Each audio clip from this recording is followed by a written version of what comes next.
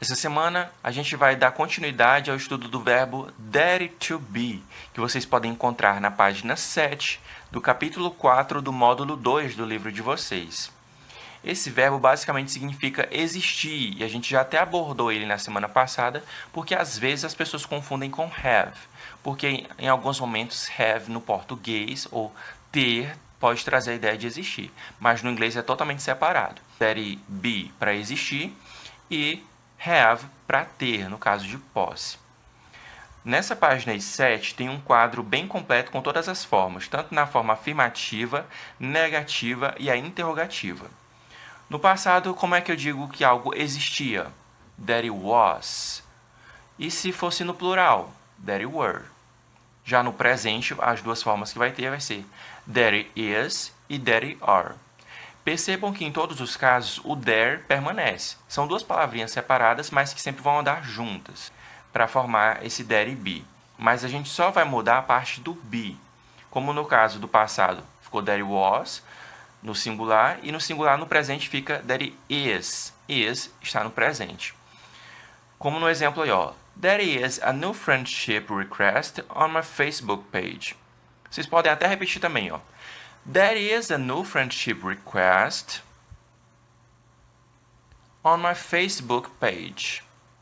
Essa frase aí está no singular, no presente. Eu utilizo there is, que traz a ideia de existe.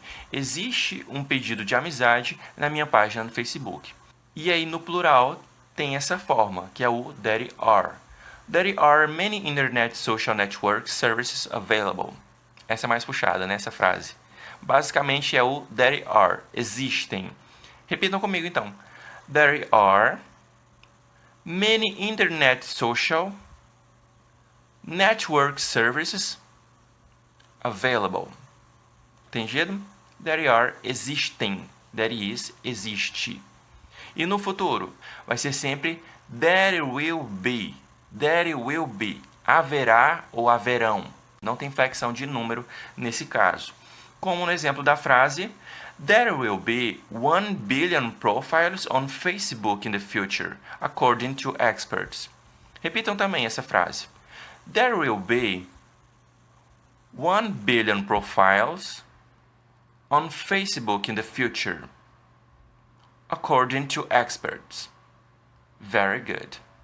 Basicamente, a forma afirmativa é só colocar essas flexões do verbo. There was, there were, there is, there are e there will be in the future.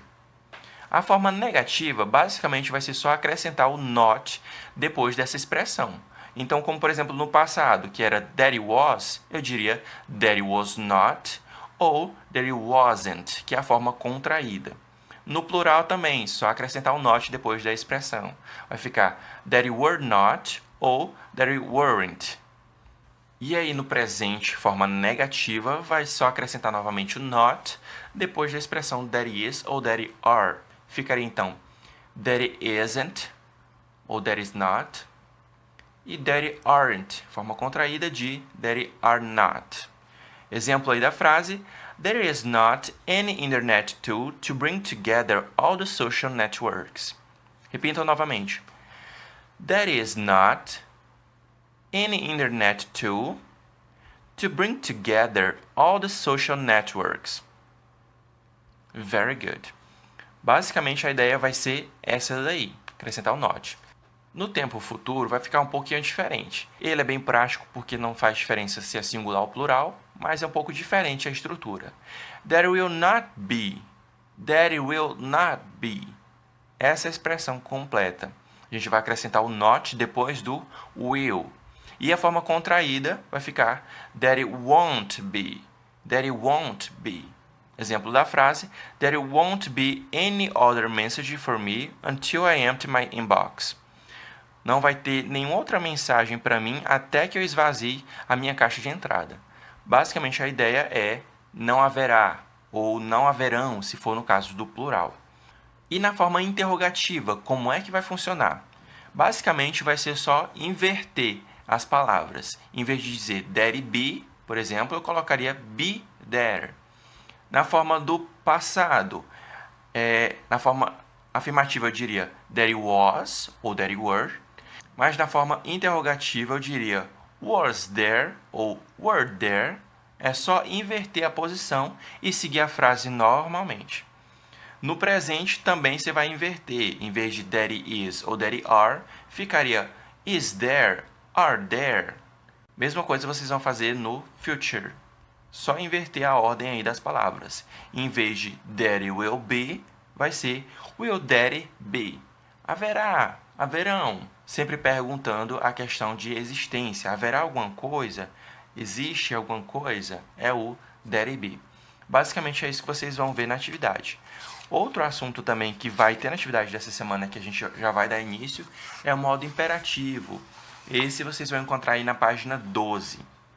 O modo imperativo é bem fácil. Ele trata especificamente quando a gente está dando ordens, instruções ou fazendo um pedido de forma direta para alguma pessoa. Como, por exemplo, aí na página 12 tem esse quadro. Na última coluna, nessa primeira linha, diz Please pay attention when come home at night.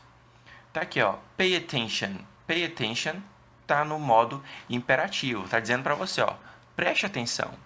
Pay attention. Essa segunda linha aí, the person who speaks, traz a ideia de que a pessoa que está falando também pode se incluir nesse modo imperativo, colocando a expressão let's.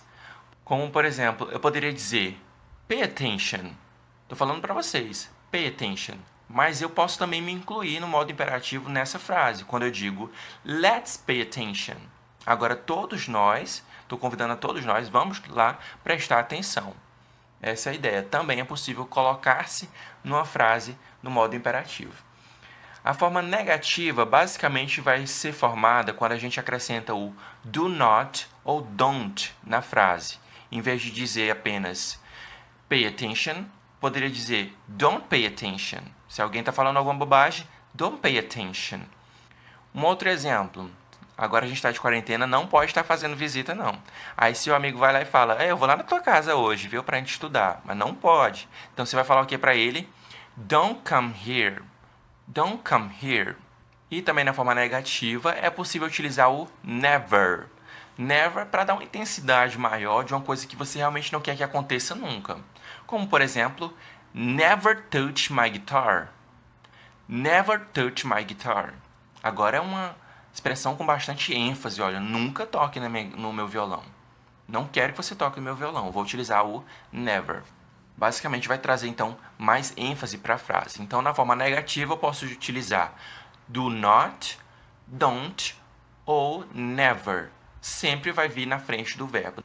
Ainda nesse quadrinho aí da forma negativa, ele está falando alguns aspectos ou âmbitos em que a gente pode utilizar o modo imperativo, que é para pedidos, conselhos, convites, comandos, ordens, avisos e instruções. Nesses casos, a gente utiliza o modo imperativo. E basicamente é isso. Essa semana, então, vocês vão ver aí o dare to be, mas também o modo imperativo. Tem atividade extra, atividade número 7. Dê uma olhada lá, respondam. Se tiverem dúvida, só perguntar. E tem também uma playlistzinha lá no final. Espero que vocês gostem, ouçam, verifiquem as letras, tentem acompanhar e treinar a pronúncia de vocês também. No mais, a gente se vê depois. Bye!